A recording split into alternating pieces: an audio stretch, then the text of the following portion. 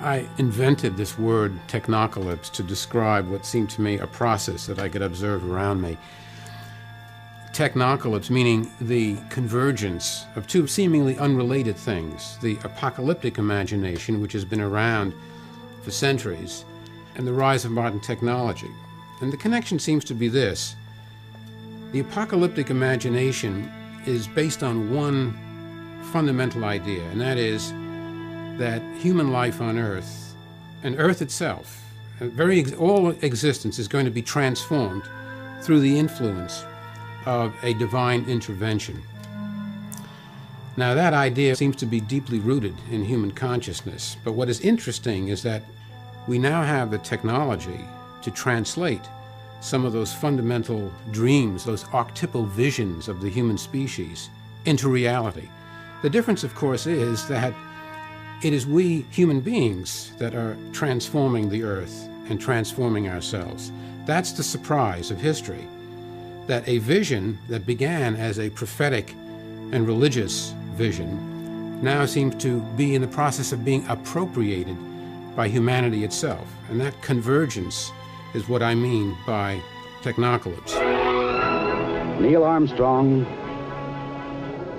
Michael Collins,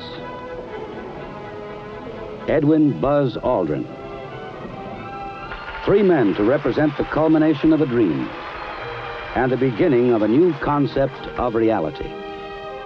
I look at space exploration, artificial intelligence, nuclear weapons, cyberspace, and genetic engineering as all essentially religious projects.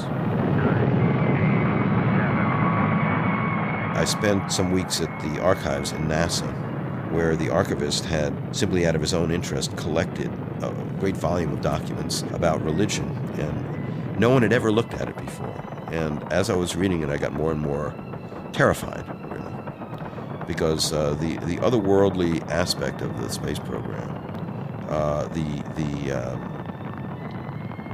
let's say, divine pretensions. The origins of manned spaceflight. In Russia, it goes back to Tsiolkovsky, who preached that it was mankind's destiny to dominate the cosmos and become reunited with God, and that space exploration was the means to that end. And he was really the father of modern rocketry.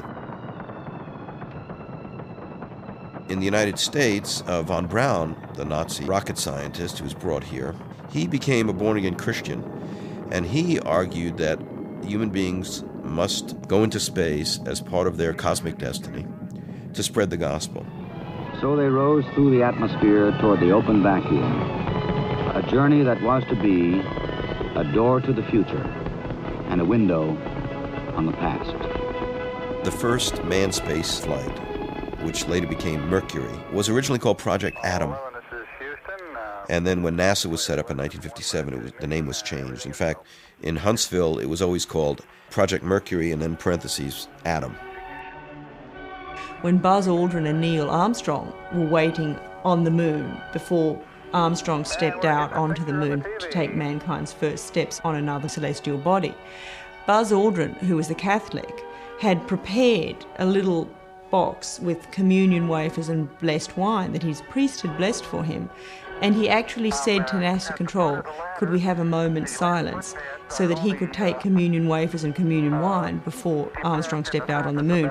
And it's interesting to note that the first food and drink ever taken on the moon was communion wafers and wine.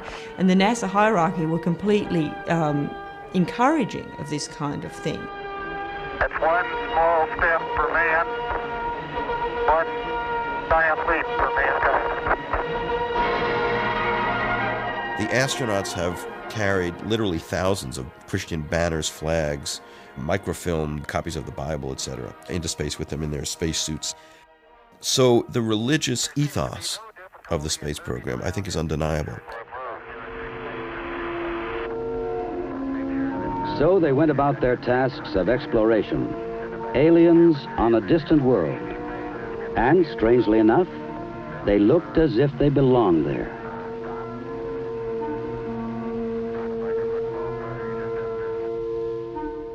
The Human Genome Project, which is the largest technological enterprise of our day, Francis Collins, who runs it, is a born-again Christian and evangelical, very outspoken, who has written that he thinks the most important event in history is the resurrection of Jesus Christ. He says that he will allow for God to intervene in the laws of nature, etc. The human genome doesn't really exist because everyone's genome is different. And when asked whose genome it would be, they said, well, it would be sort of a composite. And it would be male. And they said it would be sort of an Adam 2. Richard Seed, who announced rather defiantly that he was going to clone human beings, went on to the radio and the television, and this is what he said. And I have a tape of this. He said to the whole world, God made man in his own image. God intended for man to become one with God. We are going to become one with God. Cloning and the reprogramming of DNA is the first serious step in becoming one with God. Yes, we are going to become gods. Period.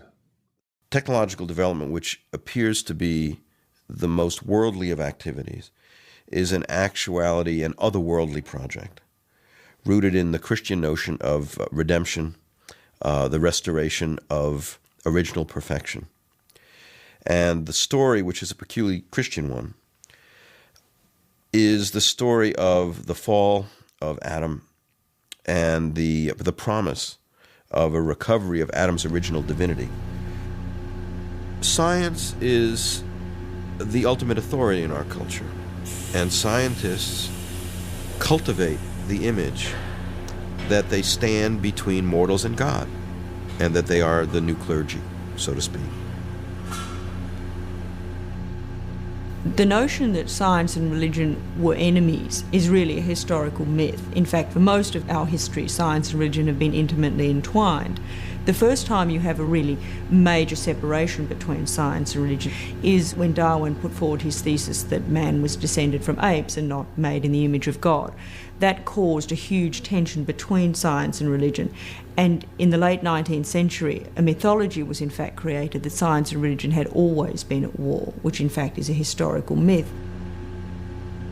So why not get it all out on the table? Okay, you want to pursue genetic engineering because human beings, as the image likeness of God, have the right to create new species, transgenic species, participate in creation, a new creation, a second Genesis. That's our birthright. That's what was promised to Adam. Okay, if that's true, if that's what we're about, let's say that's what we're doing. Okay, and stop all this talk about, oh, we're doing this for medical reasons. Okay. The Industrial Revolution took place in the Christian West, so it's not surprising that most religious theories trying to deal with these changes are rooted in the Christian tradition. But now that the whole world is confronted with modern technology, people within other traditions also seek answers to the implications of modernity and how to reconcile technology with their own beliefs. Their reflections might give us an idea about how the world would react to the prospect of a transhuman future. To we, the data, the code, the communications, forever, amen. Turing, von Neumann, Ada Lovelace, Babbage,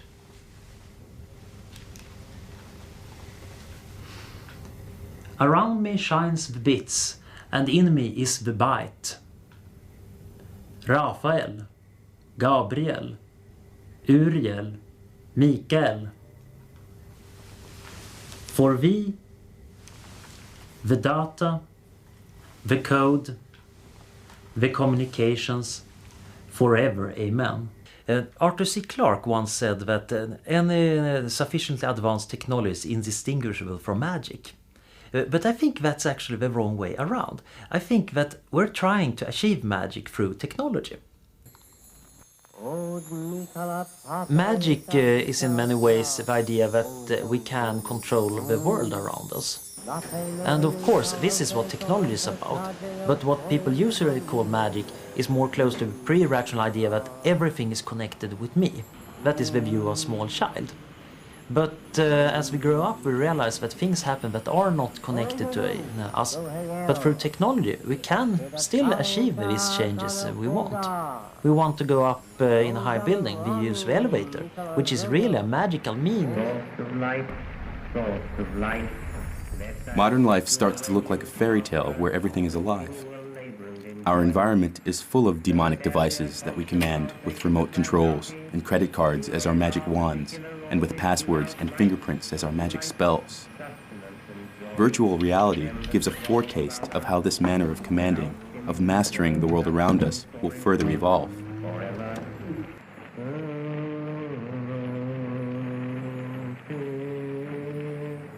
There's a basic rule in magic, which is that your will, what you will to be, is the thing that you see, is what shapes your worldview. Well, that's literally true in cyberspace. What you will to see is what is true for you.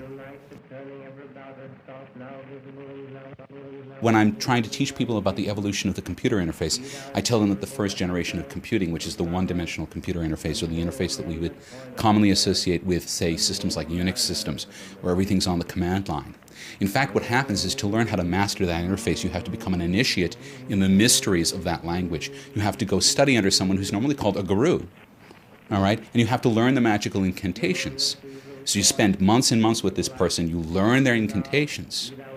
And from that, you gain a mastery of the system. You know how to make the system do your will. It turns out that my greatest magical teacher was also the man who instructed me in Unix. But this practical magic, imposing your will on the world and manipulating it according to your own desires, is not exclusive to cyberspace. Once nanotechnology comes into the picture, our whole life will start to look magical. Nanotechnology would enable us to reshape the physical matter in the world almost in the same ease we can do in a virtual world.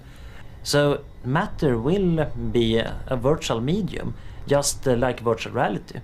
And that means you can change it according to will, just like the magical view of the world.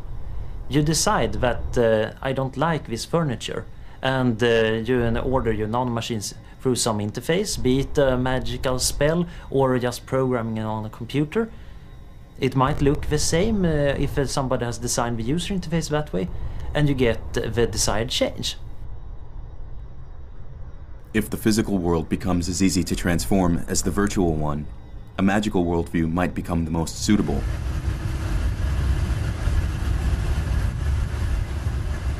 According to Hinduism, however, we already live in a kind of virtual reality.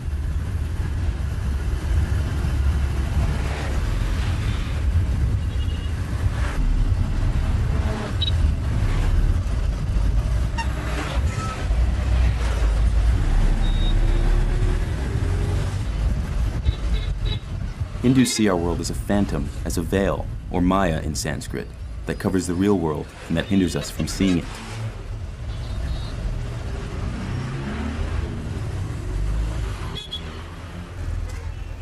In other words, this could be a simulation running on a universal computer. At the top level, there is God, who you could say is the ultimate programmer. Then you have the universal form, Virat Purusha, it's called in Sanskrit, which would correspond to the operating system. And then you have the world as we see it, which is a virtual reality controlled by that operating system. And finally, you have many individual beings who are in the virtual reality, but their actual self, it's external to the virtual reality. You could say in one sense that Maya is a kind of virtual reality, a world of illusion, which is intended basically as an educational system for the souls. Hindu people believe that the soul is separate from the body, that it leaves the body after death, and then reincarnates in another body. What body you will reincarnate into depends on how well you develop your mind in your present life. There's a strict hierarchy of all creatures, and among humans, that is reflected in their rigid caste system. But Hindus also believe that there are higher beings that are already living now, and you can become one of them in your next life if you improve yourself considerably at the present stage. There's no question of the entire society of organisms progressing to a higher stage, because the higher stage actually is already in existence.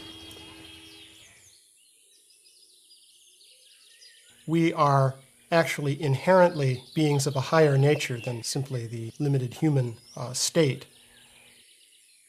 Individuals can progress to higher and higher stages of consciousness, which enable them to participate in higher and higher levels within this hierarchy. This self-improvement is done by yoga practice. There are 64 steps in yoga, called the 64 siddhis, that ultimately allow you to break through the veil of this reality and bring you in contact with the world behind it. The word siddhi in Sanskrit means perfection, but traditionally this refers to certain capacities that the individual acquires as a result of yogic practices. Imagine that you're in a virtual reality, but you find a way of gaining access to the operating system. You would gain powers that would be very remarkable from the point of view of life within the virtual reality. Well, the concept is that the yogi can do this. Now, the siddhis tend to correspond to what one would call supernatural powers. One of the simplest would be mind-to-mind communication. And you could say that, well, modern technology has imitated that through radio. Likewise, the yoga siddhis would involve the ability to travel to a distant place in a very easy and convenient way. And you could say that, well, technology has developed the airplane and the automobile. So in one sense, you could say the material technology imitates the result that people used to talk about through the development of yoga.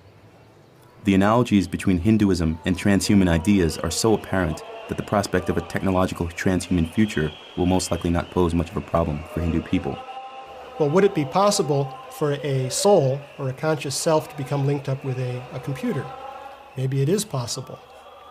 If the self can be linked up with a brain made of protoplasm, or wetware as it's called, then the soul may be able to link itself with another kind of material organization.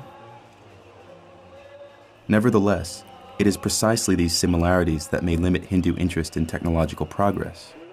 If you focus on external development, then you may create a very nice external structure. It may even be an artificially intelligent computer, but you won't ultimately be able to enjoy that, because that's something external to yourself. Whereas if you focus on internal development, you may be able to elevate your consciousness to the point where you yourself become a superintelligent being. So, in that sense, all effort to develop external technology ultimately benefits something other than the self of the individual.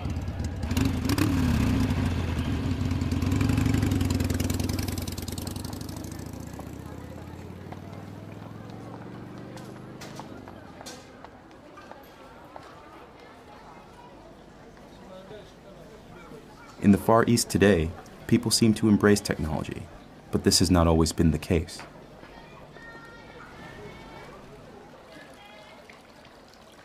In East Asia, there was a sort of nativist reaction against science introduced by the West.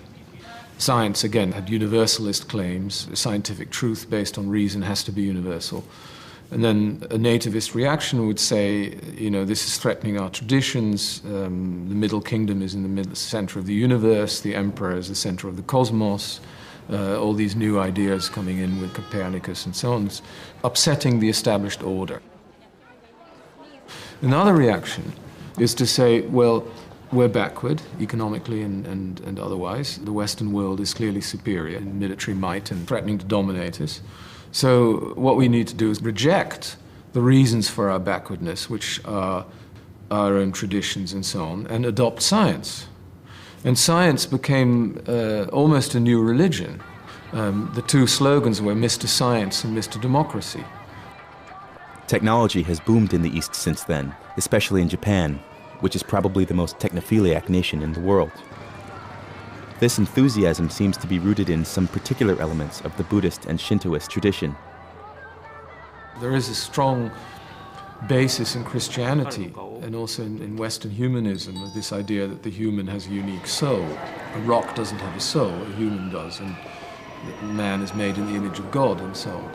Whereas in a more animist tradition, like the Japanese one, many things can have soul, and many things can be sacred, including rocks and other inanimate objects. So there is less of a transgression, perhaps, for them in the idea that a machine can be brought to life.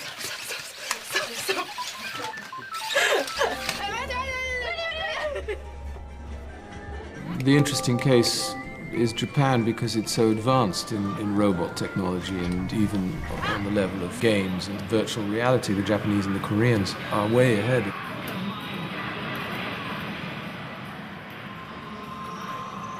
In our attitude toward everything surrounding us, we are tended to find a living spirit, not only in human beings, animals, but also everything under the sun. So new technologies such as robotics or some new machines, we try to relate those even machines and robots, they have their own souls or minds. Konnichiwa. Hello. Hola. Bonjour. Ciao. Привет. Konnichiwa. In the West, most legends about technology, like that of Icarus or Frankenstein, carry the negative message that humans should refrain from trying to defy the gods. In the East, such negative associations are completely absent. We have a lot of heroes or heroines, very friendly robots, which are a part of our society. For example, Ultra Boy, Atom, who is a kind of man-made robot which is always helping us when we fight against some evil. But they are always trying to realize the dreams of young children. They use some magic, and they are ushering us into the futuristic world. So we have an image or perception that those machines and new technologies are always enriching our life. This positive attitude towards robots in their collective imagination is also reflected in their actual robots. While Western robots are basically built for military and industrial purposes, Eastern robots are often made for providing pleasure and care.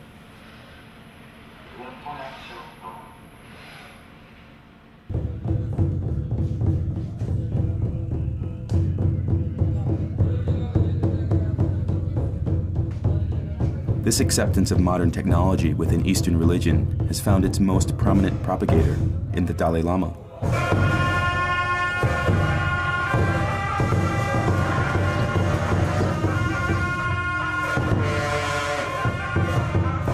From an early age on, the Dalai Lama has shown great interest in science. He has collaborated in several brain research projects. He claims that he would give up his religious beliefs as soon as they would contradict scientific evidence, and even the prospect of a transhuman future doesn't pose a problem for him. Once he claimed that he might reincarnate into a computer as soon as these machines were powerful enough. Now, further development of the technology, and eventually a new type of human being, say, due to these machines, something, then welcome, no problem. If that come, and then the reincarnation of the Dalai Lama also may be one of like that.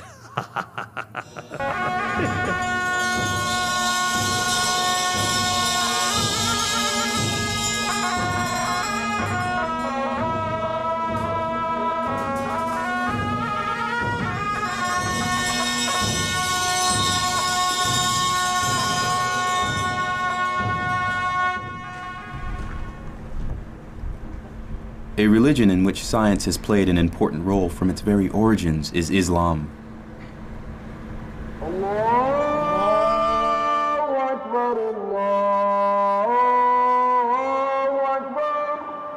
In fact, the Prophet Muhammad proclaimed that God could be known through science.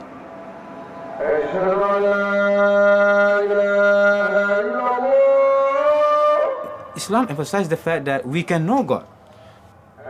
Christianity in the past has emphasized on the mystery of God. God is a mystery. Yes, of course, there are mysterious aspects of God that we cannot know. But still, Islam emphasizes the fact that we can know God. First of all, by studying Revelation, which means by studying the Quran. That is one way. But Muslims also believe, based on the Quran itself, that through knowledge of the universe, we can know God. Because God manifests himself in the universe. God gives many, many signs. In the Quran, more than 750 out of the 6,000 verses are dealing with nature and the urge to study nature through science. This encouragement gave rise to an unprecedented flourishing of knowledge in the centuries after the Prophet. Between 800 and 1500, when Europe retreated into itself and its religion, the Islamic world was the Mecca of science and wisdom. 1,000 years ago, algebra was developed in Baghdad. Hospitals are a Muslim invention.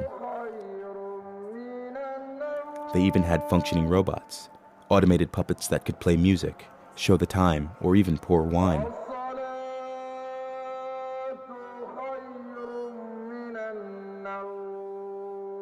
Alcohol is an Arabic word.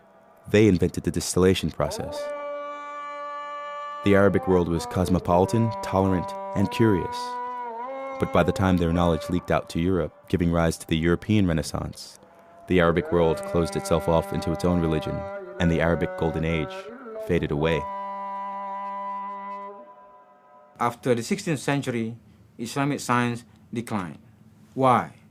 A number of religious scholars came to believe that religious sciences were more important than the natural sciences and the social sciences. And these scholars were influential in Muslim society. So Muslims paid more attention to religious sciences than to natural and social sciences. In the course of time, science declined.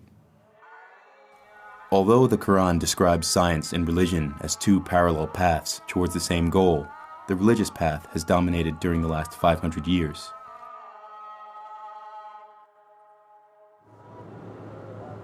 In the last few decades, several Muslim countries have acquired great wealth. Agricultural regions turned into megacities within a time span of one generation. But there's little scientific research conducted in these countries compared to other regions with the same affluence. The revival of the sciences has not yet taken place. There are various things that have held the Arab world back. One of them, arguably, is the fact that they're so oil-rich, which means that money flows into the coffers of the ruling elite, whether they have a modern economy or not.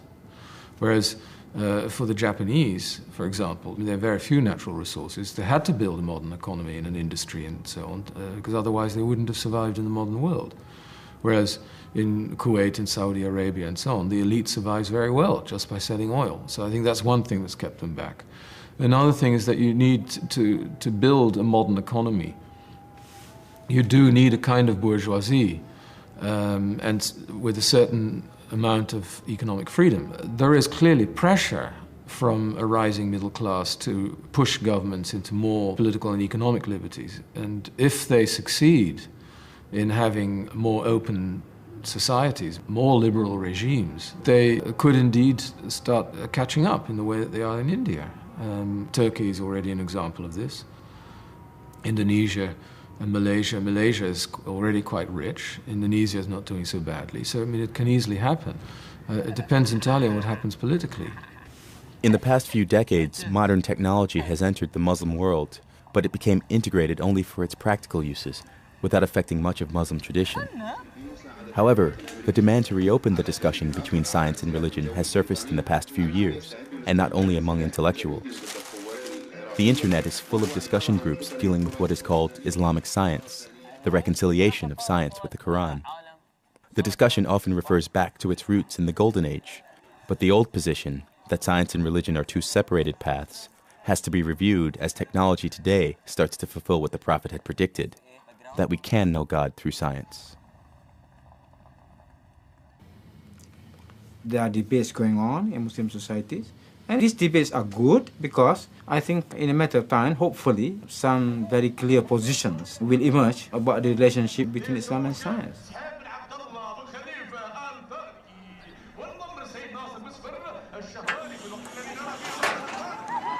After 1,000 years of absence, new robots appear in the Arabic world. In the famous camel races of Qatar, the camels, previously mounted by children because of their light weight, are now run by even lighter robots.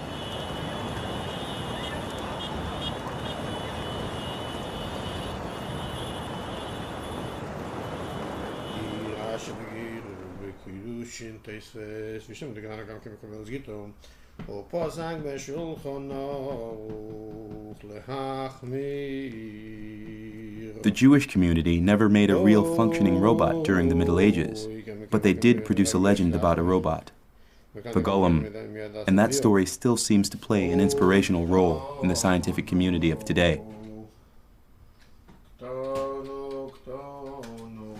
In that building over there, in the classical AI lab, I know at least 4 people who claim to be descendants of Rabbi Leu, who is known as the first Kabbalist who actually built a golem.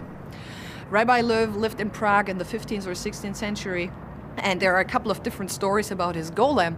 And one story is when the golem died, he put the dead golem in the attic of the Prague synagogue, and he created a sentence to revive the golem at the end of all times. And a couple of people in that building, including Marvin Minsky, have been told that sentence on the day of their bar mitzvah. So they have been told by their fathers or grandfathers that they would be the ones who would revive the golem.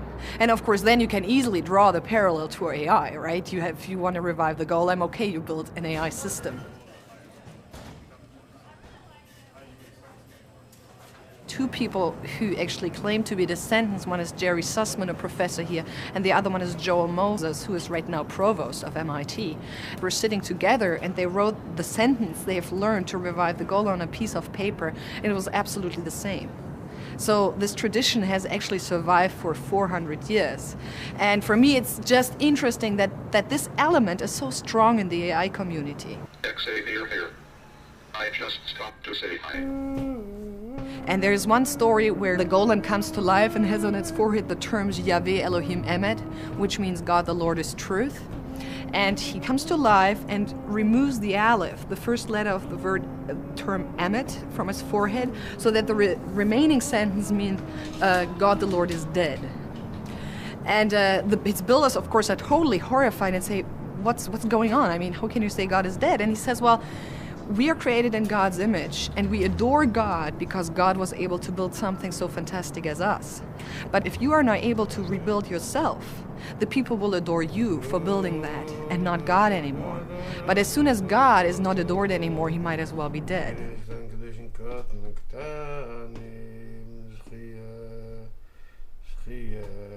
The Orthodox Hasidic community believes that the end of human life on earth is near. At that moment, the new Messiah will come just as all knowledge of God is known, and the world will be filled with the Word of God. The acceleration in technology's advances seems to indicate that this moment is approaching. To speed up the event, Rabbi Yosef Kazan took the initiative to put the Holy Scripts online.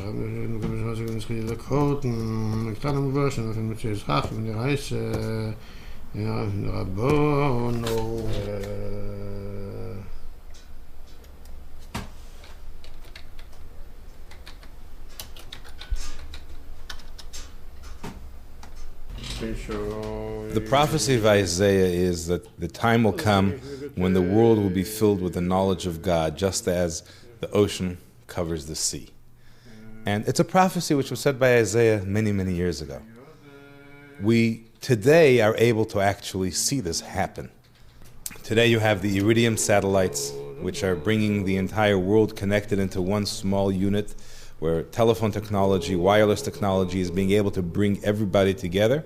This is something unheard of and undreamt of in the past. But these were prophecies which we heard of from our sages. And just as we heard those prophecies and we're seeing their fulfillment and they're happening, so will the other prophecies happen where we know that the coming of Mashiach and the coming of the Messiah will happen. Technology is enabling us to actually see this happen.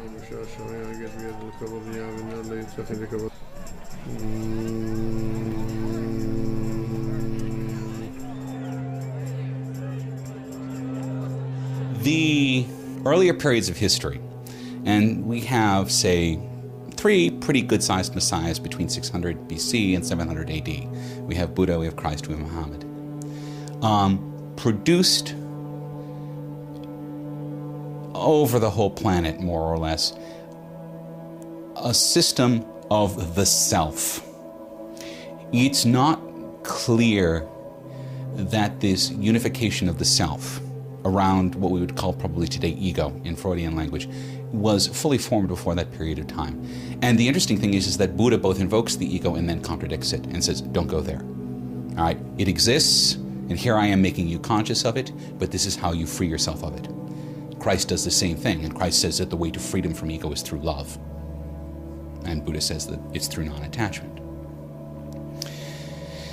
So this produces what we would call modern materialistic culture. You know, it takes some time to work through culture, and culture evolves and iterates through it, and so we now have modern materialistic culture in which the ego is prized above all other developments. Well, that game is over. But the software upgrade is not coming through the manifestation of a person. Not so much in the form of a person or a teaching, but I would almost say the internet is the Messiah. You know, Marshall McLuhan said that the age of the Holy Ghost would be manifest by the descent of electricity over the entire planet. He identified electricity with third person of the Trinity. In that sense, then, we are now living in the age of the Holy Spirit, and the internet is its vessel.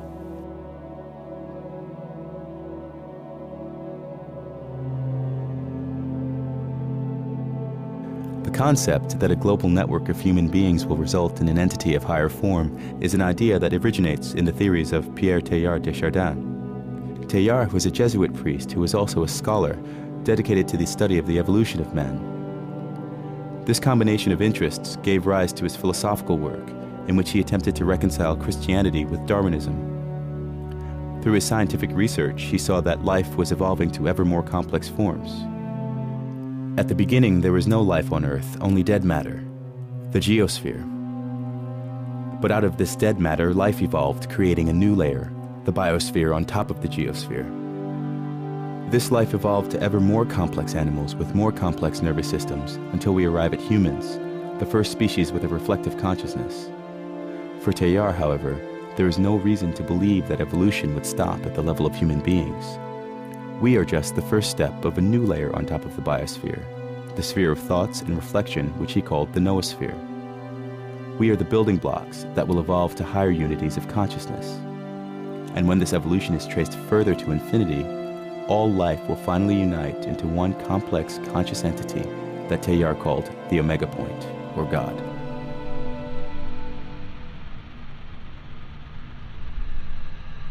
Human population has spread over the world, transforming the biosphere into a conscious sphere.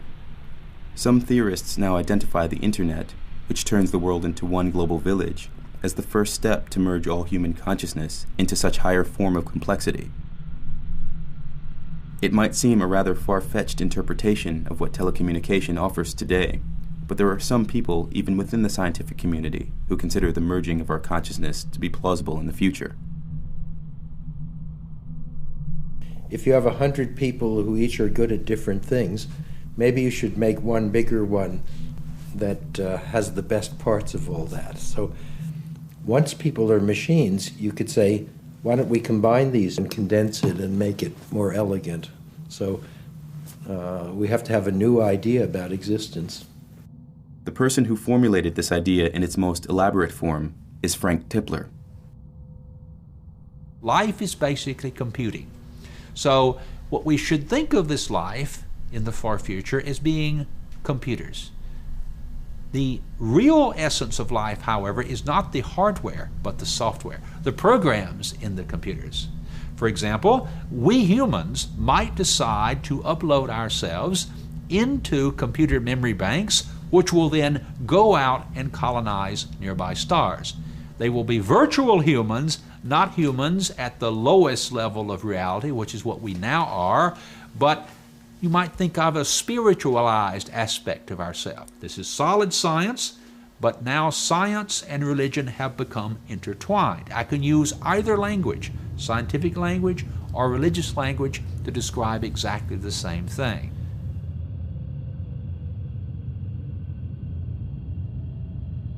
Human beings in the far future will be primarily virtual humans. And it is those virtual humans that will get into tiny spaceships and travel to the distant stars, colonize those nearby stars, start the same process again. What will happen is the universe will be slowly but surely converted from its current dead matter state into a living matter state. In the far future, the entire universe will be one gigantic computing machine. Tipler believes that at the end of times, the whole universe will become one cosmic computer network. Whether this is plausible depends on how the universe will further evolve. Since the Big Bang, the universe has been expanding farther and farther. Stars are moving away from each other and lose their energy. After a while, the distances will be so great that communication between different places in the universe will become impossible.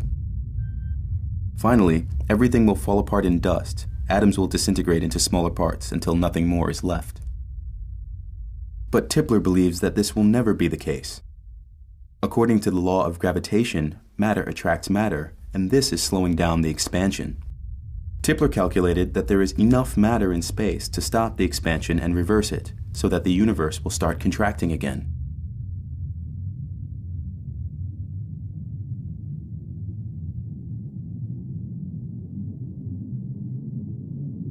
As time proceeds further, the universe begins to collapse.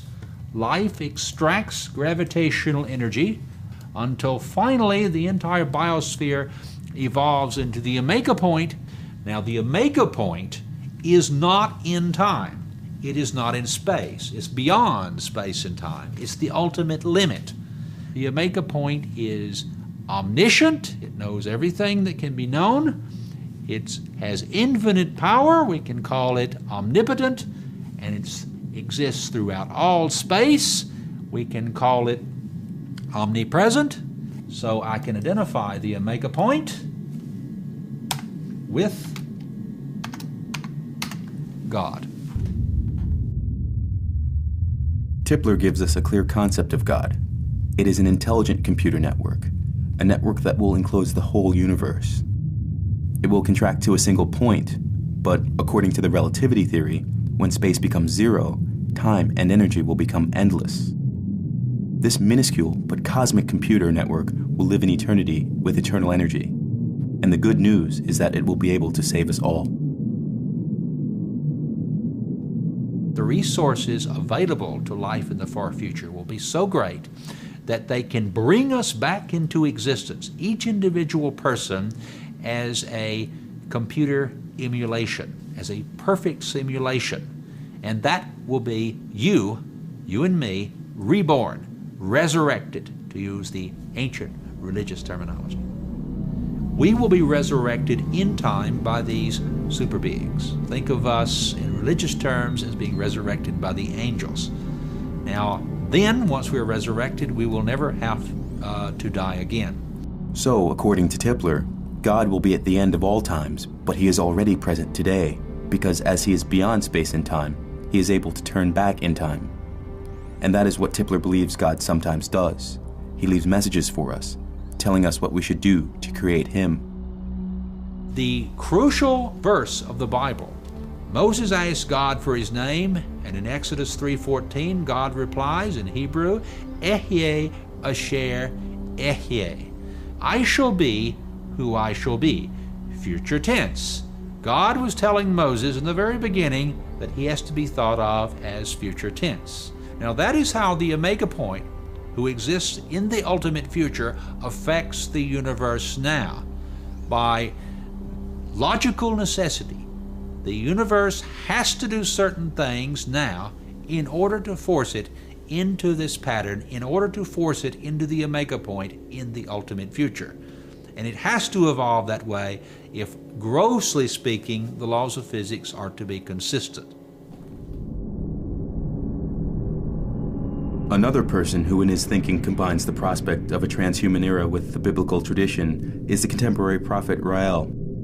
Rael is a former race car driver whose life changed completely after he was visited by aliens.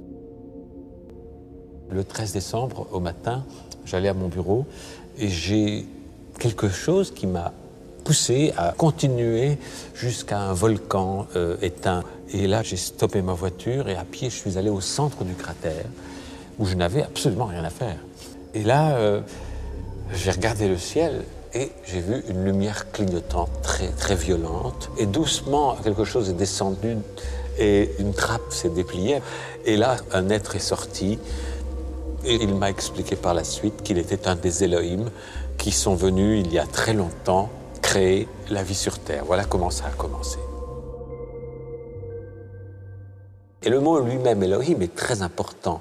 Il est le mot qui est dans la Bible.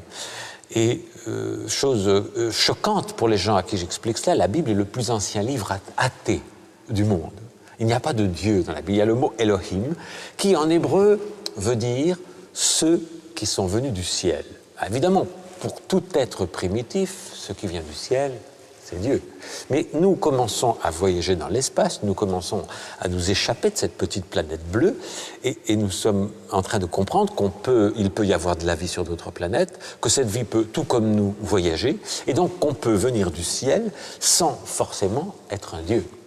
Alors, les Elohim nous expliquent qu'ils avaient atteint il y a très longtemps le même niveau, à peu près le même niveau de technologie que nous avons maintenant sur Terre, et qu'ils ont connu les mêmes problèmes que les scientifiques sur la Terre connaissent actuellement. Quels sont ces problèmes? Tous les éthicistes, les comités d'éthique, les gens qui sont bloqués par des concepts religieux primitifs et qui disent vous n'avez pas le droit de cloner, vous n'avez pas le droit d'utiliser les fœtus parce que c'est vivant, vous n'avez pas le droit de... Tout un tas de considérations religieuses ou philosophiques qui n'ont rien à voir avec la science, mais qui la freinent ou qui la bloquent. Et ils ont demandé à leur gouvernement, laissez-nous aller ailleurs. Nous allons aller sur une autre planète, on pourra poursuivre nos recherches, nos expériences, et ça leur a été accordé. Et ils ont choisi la Terre. Et c'est comme ça qu'ils sont venus créer toute vie sur Terre, en commençant par des animaux monocellulaires, puis pluricellulaires, puis finalement, comme le dit la Bible, l'homme à leur image. Ils disent, on les a fait à notre image, un jour ils vont être capables de faire la même chose que nous. Et ils nous aiment. Ils sont admiratifs devant leur création. Et ils disent, un jour on reviendra. Mais il faut qu'on laisse des traces de ce qu'on a fait. Il faut qu'ils aient des preuves, quand ils seront capables de comprendre, de ce qu'on a fait. Et ils donnent les grandes religions qui disent toutes la même chose, qu'un jour ils reviendraient, quand nous serions prêts.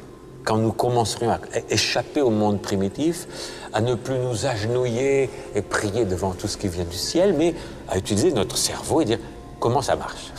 Et c'est ce qu'on fait maintenant. Dans les 20 dernières années, on a découvert plus de choses que dans toute l'histoire de l'humanité. Dans les 10 années qui viennent, on va découvrir plus que dans ces 20 années et tout ce qui a précédé.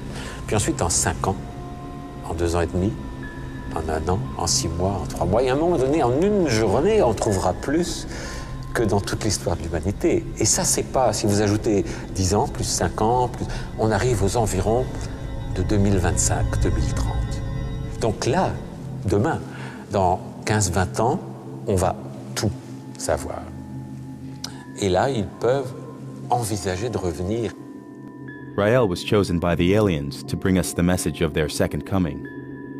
They asked him to build an embassy where they can land and meet the press and our world leaders. Ils souhaitent que l'ambassade, si possible, soit construite près de Jérusalem. Pourquoi? Parce que le premier laboratoire où ont été fabriqués les premiers hommes, Adam et Ève, était situé près de Jérusalem. Donc, sentimentalement, ils aimeraient revenir à cet endroit-là, où tout a commencé, pour, en fait, boucler la boucle.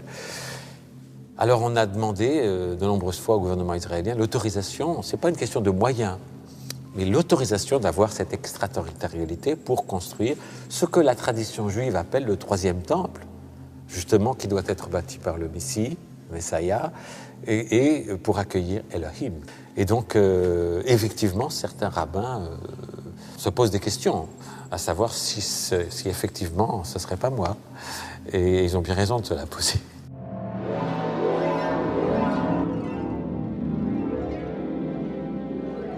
The discourse about technology is not a rational debate anymore. The prospect of a transhuman era affects us all.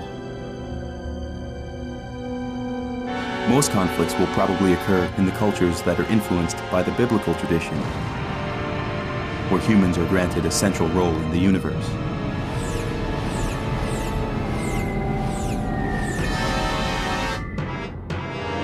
After the first taboo, that the Earth is not the center of the universe, and the second, that we originate from apes, which is still not digested, we are now confronted with the last taboo, that we are not the end of evolution.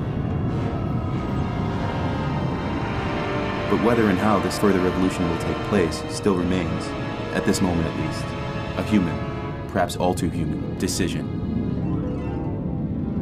We may be on the threshold of acquiring godlike capacities.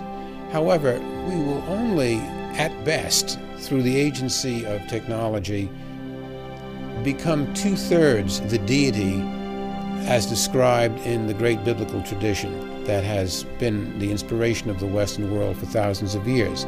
That is to say, we may reach toward a kind of omniscience, we may reach toward a kind of omnipotence. Those are two facets of the divine according to the great tradition. But technology is never going to be able to transform us into divinely loving, merciful, or compassionate beings.